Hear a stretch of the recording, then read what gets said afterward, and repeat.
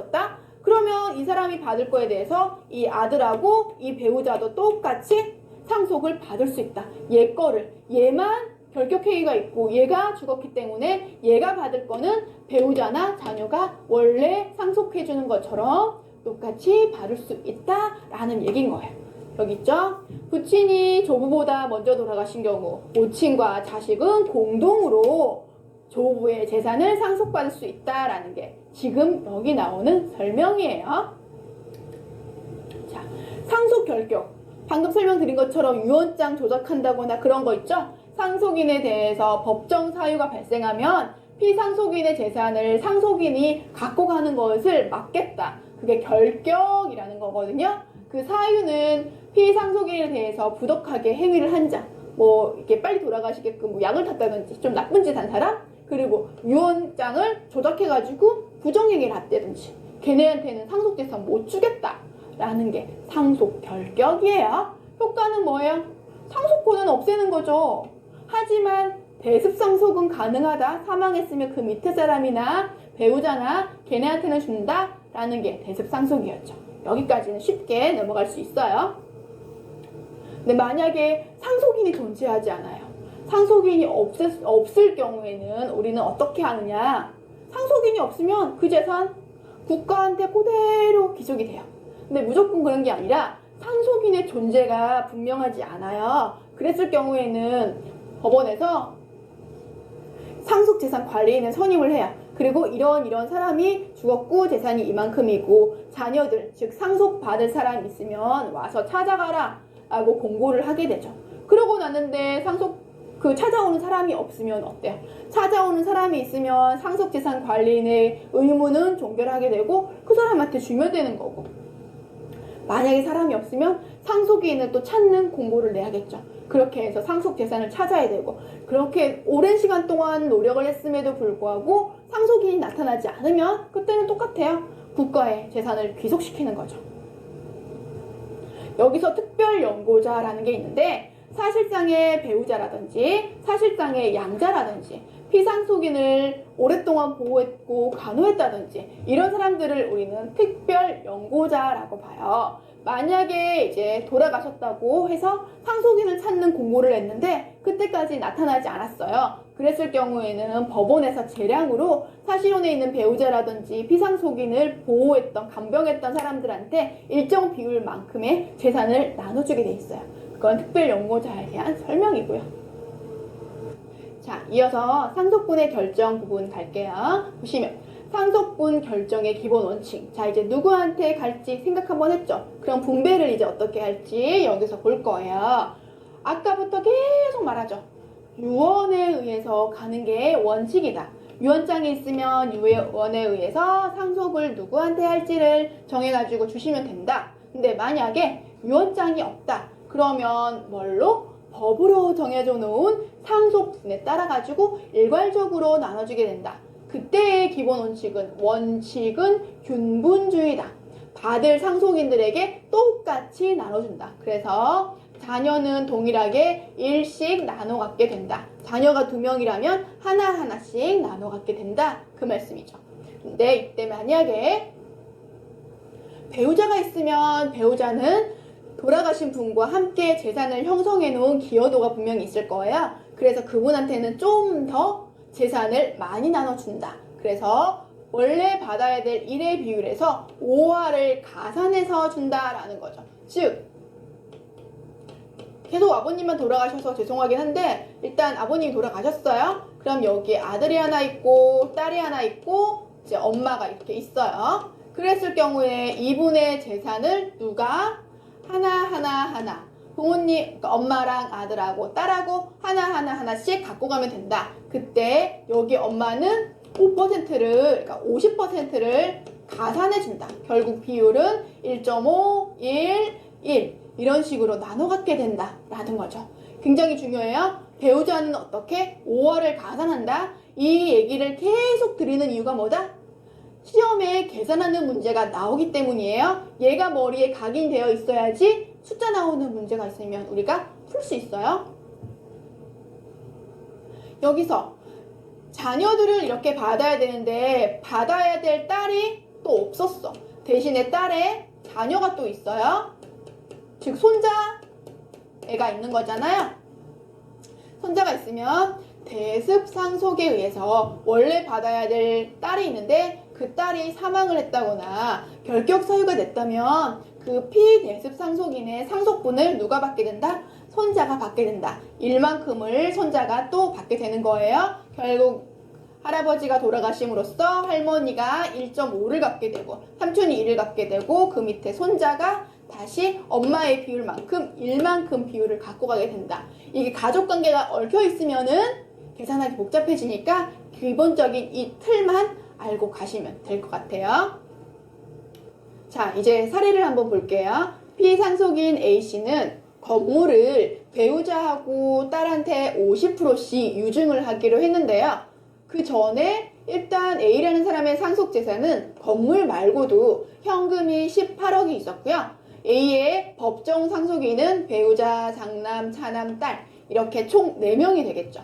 그러면 일반적으로 계산할 때 상속재산 가액이 있을 거고요. 건물 9억 원이 있을 거고 현금 18억 원까지 합산하면 결국 A의 상속재산이 될 거고요. 여기다가 각자의 법정 지분 비율을 일단 볼게요. 배우자는 1.5가 될 거고요.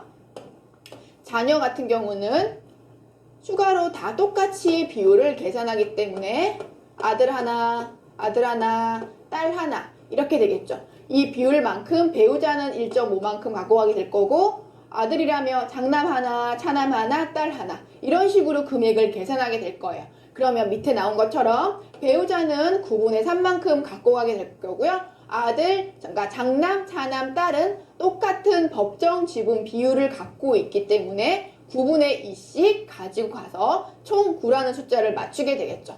그랬을 경우에 배우자는 9억, 아들, 딸, 아들 이렇게 했을 경우에는 각자 6억 원씩 가지고 가게 돼서 총 27억 원인 이 금액만큼을 각자 상속재산 가액으로 받게 되겠죠. 그러면 이때 해당하는 금액만큼은 배우자는 9억을 갖고 가고 아들과 딸은 각자 6억 원씩 갖고 가는구나 라고 생각을 하시면 되고요. 어떤 재산이 갖고 가는지는 일단 밑에 부분에서 다시 살펴보게 되겠죠. 왜냐하면 건물 같은 경우는 누가 가지고 가라고 이미 피상속인 A가 정해놨죠. 누구? 배우자하고 딸에게만 50%씩 가지고 가라고 했기 때문에 건물이 9억 원이죠. 이 9억 원을 50%씩 유증을 하면 배우자 4.5억, 딸 4.5억을 갖고 가게 되겠죠. 그런데 위에서 설명드린 것처럼 배우자는 9억을 갖고 가야 되고 딸 같은 경우는 6억을 갖고 가야겠죠. 그리고 둘만 있는 게 아니라 중간에 장남과 차남이 한 명씩 더 법정 상속인으로 있기 때문에 건물 9억 원님 말고 추가로 현금 18억 원에 대해서도 나눠야겠죠. 배우자 같은 경우에는 추가로 그러니까 총 받아야 될 금액이 9억 원이기 때문에 여기 4.5억에다가 여기 추가로 현금으로 4.5억을 갖고 가서 총 9억을 맞추면 되고요. 장남은 건물을 받지 않았고 차남도 건물을 받지 않았지만 상속으로 인해 받을 금액은 6억 원이기 때문에 현금 6억씩을 이렇게 갖고 가면 되겠고요. 딸 같은 경우는 총 6억을 받아야 되는데 이미 건물로 4.5억을 받았기 때문에 현금으로 추가로 갖고 갈 수 있는 금액은 1.5억 원이에요. 이렇게 문제가 나왔을 경우에는 헷갈리면 그냥 총 A가 현재 갖고 있는 재산이 얼마인지를 기준으로 계산을 하고 나서 이렇게 건물과 현금에 해당하는 부분만큼을 나누게 되면 훨씬 더 계산하기가 편리하게 될 거예요. 자, 상속분의 조정이 있어요. 앞에는 유언이 우선 원칙이었고요. 유언에 있는 걸 따르되 만약에 유언이 없으면 법정 상속 지분으로 나눠서 가져야 된다 라는 것까지 우리 오케이 했어요. 근데 특별한 사항이 발생한 거예요. 뭐? 특별수익이죠.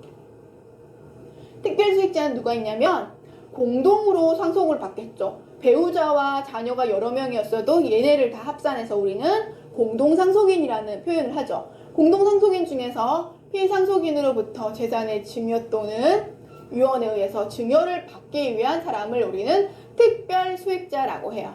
얘네를 왜 주겠어요?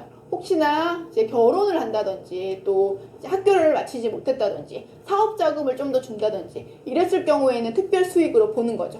그러면 이거는 상속 재산이 있을 경우에 특별한 수익을 받은 사람은 재산을 어떻게 계산하는지 그것도 중요하겠죠. 특별 수익자가 아닌 일반적인 사람은 어때요?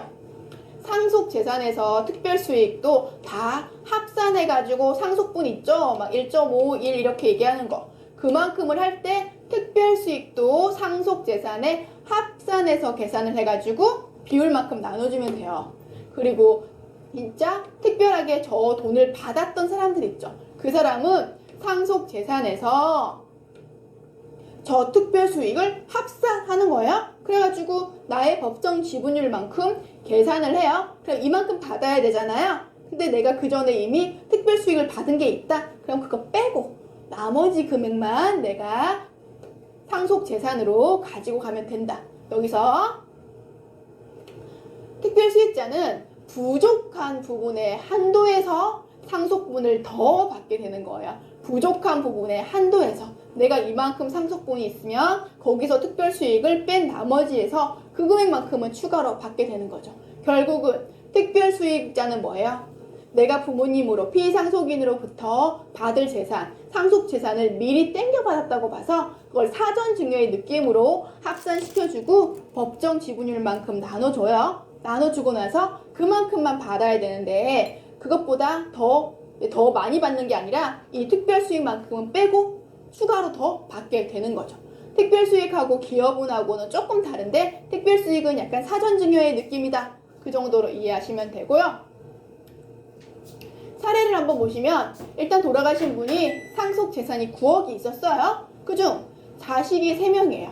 그 중에 한 명한테 3억 원의 결혼 자금을 이미 지원을 해줬어요. 그다음에 결혼을 한 이 자녀는 상속 재산을 얼마를 받을 수 있을까라는 거죠. 자, 상속 당시에 돌아가실 때 그분의 재산은 9억이었고 이미 결혼한 자녀한테 3억을 먼저 줬어요. 그랬으면은 기준이 되는 건 뭐예요? 특별 수익이 발생했던 것도 상속 재산 할 때 다 합산하라고 말씀드렸죠. 그러면 기준이 되는 자산은 상속인이 돌아가신 시점에 9억하고 그 전에 돌아가셨을 때 그 전에 증여했던 부분하고 합산하면 12억이에요. 이 12억을 자녀 3명이에요. 배우자가 있으면 1.5를 합산을 하겠지만 자녀가 3명이니까 이 비율로 그냥 나눠주면 되겠죠. 3명에서 나눠 가지니까 이거는 그냥 4억씩 나눠 가지면 될 거예요. 그러면은 자식 2명은 4억 4억씩 갖고 가게 되고 4억을 나눠 가줘야 되는데 결혼한 자녀 어땠어요? 3억을 먼저 받아갔잖아요. 그렇기 때문에 1억만 추가로 받아가면 되고 나머지 자녀들은 그냥 4억을 이제 받아가면 되는 거예요. 이거는 특별 수익의 목적이에요. 대부분 이걸 사전 증여라고 세법에서는 보거든요. 그래서 상속세 계산할 때도 얘를 플러스 시켜가지고 상속세 세금을 더 내게 되는 거예요. 자, 특별 수익 부분에 대해서 설명을 했으면 이제는 기여분이라는 걸 설명할 거예요. 얘는 뭐냐? 피상속인이 오랫동안 이제 지병을 앓고 있었어요. 그래서 곁에서 돌봐주던 사람이 있었으면 그 사람은 피상속인의 입장에서 볼 때 더 고마운 사람이죠. 그래서 얘한테 돈을 더 주고 싶을 거예요. 내 재산을 얘한테 더 나눠주고 싶을 거란 말이죠. 그런 사람을 우리는 기여분 제도로 해서 법으로 정해놓기에는 그보다 이제 재산을 좀 더 넘겨주고 싶어요. 그걸 우리는 뭐라고 하냐면 기여분 행사권자라고 얘기를 해가지고 공동으로 받는 사람들이 원칙을 이제 협의를 통해서 얘가 좀 더 많이 노력을 했으니까 줄게 라는 형식인 거죠. 두 개의 형태를 취해요. 오랫동안 아프다가 돌아가셨으면 그 옆에서 부양해주고 병원비 내주고 했던 사람 있죠. 그 사람들 같은 경우에 기여분의 대상이 되고요. 두 번째는 뭐예요? 피상속인이 사업을 크게 하다가 갑자기 돌아가셨는데 이 사업을 할 때 다른 자녀들에 비해서 한 자녀가 옆에서 이 재산을 형성하고 사업을 크게 하는데 도움을 계속 준 거예요. 결국 이 자녀 때문에 이 사업이 이렇게 커져서 아버지 재산이 이만큼 늘어난 거예요. 그랬을 경우에는 형제 자매들, 그러니까 자녀들이죠. 자녀들끼리 인정을 해주는 거예요. 아, 이 재산은 아버지의 재산만이 아니라 네가 옆에서 해서 결국은 너의 재산이 많을 거야 라고 합의를 봐서 그 사람도 재산을 유지하거나 증가시키는데 특별히 기여했기 때문에 보통 자녀들이 받을 것보다 조금 더 재산을 많이 주게 되는 게 이게 기여분이거든요. 기여분을 행사할 수 있는 사람들은 누구? 공동으로 상속받는 사람들이죠. 그 사람들의 주장이 가능한 거죠. 아버지가 돌아가시는데 배우자는 원래 없었고요. 아들,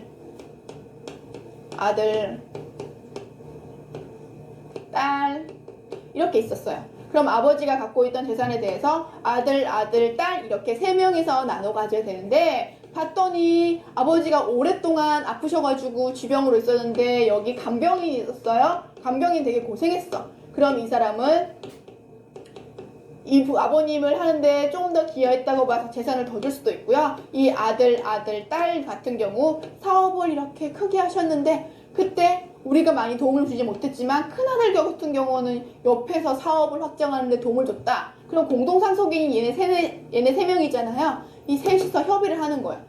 결국은 얘네 둘이서 합의하는 거겠죠. 아, 큰오빠가 큰형이 좀 많이 했으니까 우리가 협의해서 1대1이 아니라 이 사람 좀 더 주자 라고 얘기하는 게 기여분이에요. 그래서 이거는 뭐다? 원칙은 서로 협의를 해가지고 하는 게 원칙이다. 하지만 그게 아니라 나중에 이렇게 그냥 순수하게 넘어가면 좋겠지만 이 자녀들이 또 욕심이 많아가지고 형한테 더 주기 싫어. 그냥 우리 1대1 이렇게 하는 거 아니야? 라고 얘기하면 이 형이 또 반발하겠죠. 그랬을 경우에 소송을 거친다던가 또 뭐 그런 거 하겠죠. 그랬을 경우에는 법원의 결정을 통해 가지고 기여분을 인정받아서 재산을 더 받게 되는 경우도 있겠죠. 자, 이때 기여분이 있으면 상속 재산을 어떻게 나누는지 원래는 그냥 1대1 이렇게 나누면 되는데 만약에 기여분이 있으면은 상속 재산에서 그 기여분만큼을 빼고 상속 재산을 계산해요. 상속 법정 지율만큼. 그러고 나서 기여분을 그대로 상속인이 갖고 가게 되는 거죠. 얘가 뭔 말인지는 문제에서 보여줄게요. 피상속인의 상속재산이 2억 원. 자식이 4명인데 1명에 대해서 4천만 원의 기여분이 인정이 될 경우에 기여 상속인의 상속분은 얼마인가? 라고 했어. 상속재산 얼마예요? 피상속인이 돌아가실 때 갖고 있던 2억 원 거기다가 기여분은 어때요? 기여분은 빼준다고 했죠. 특별수익은 가산. 이전에 증여받은 건 가산이지만 기여분은 이미 누구한테 줄지 4천만 원을 1명한테 이미 주기로 했죠. 그 사람을 주기로 했기 때문에 얘를 빼고 나머지를 법정 상속 지분으로 나누는 거야. 즉 2억 원에 대해서 기여분으로 먼저 줄 거 4천만 원을 빼면 1억 6천만 원이죠. 이 1억 6천만 원을 4명에서 나눠 갖는 거죠. 4천씩 자녀 4명에서 나눠 가져요. 근데 그 중에 자녀 1명에 대해서는 4천만 원의 기여분을 인정을 하면 걔만 추가로 4천을 받기 때문에 8천만 원. 결국 자녀 3명은 4천만 원씩 나눠 갖고 자녀 1명은 그 4천만 원에다가 사전에 지금 기여를 인정받았잖아요. 그 기여분까지 합산한 8천만 원을 인정을 받아가지고 상속을 받는다는 거죠.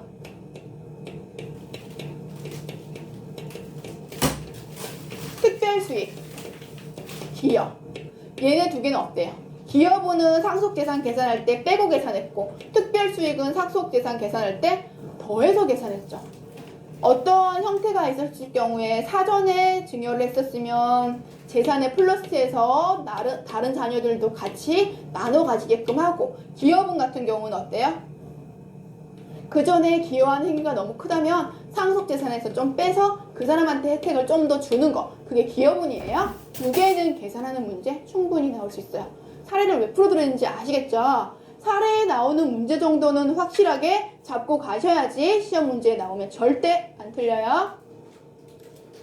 자, 6절은 보시면 이제 마지막까지 왔는데 상속의 승인과 포기예요. 지금까지 상속은 누가 받을지, 상속의 기본적인 절차부터 누가 받아야 되는지, 상속인이 누군지, 그리고 얘네는 어떠한 형식으로 어떤 절차를 통해서 넘겨받는지, 그리고 그거 상속받을 재산을 어떻게 계산하는지까지 왔죠. 근데 이게 문제가 나는 상속을 받기 싫어요. 그런 경우도 있겠죠.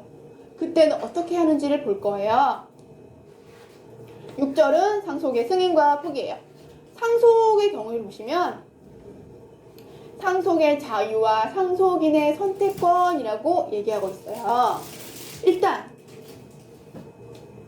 적극적 재산이라고 하는 거는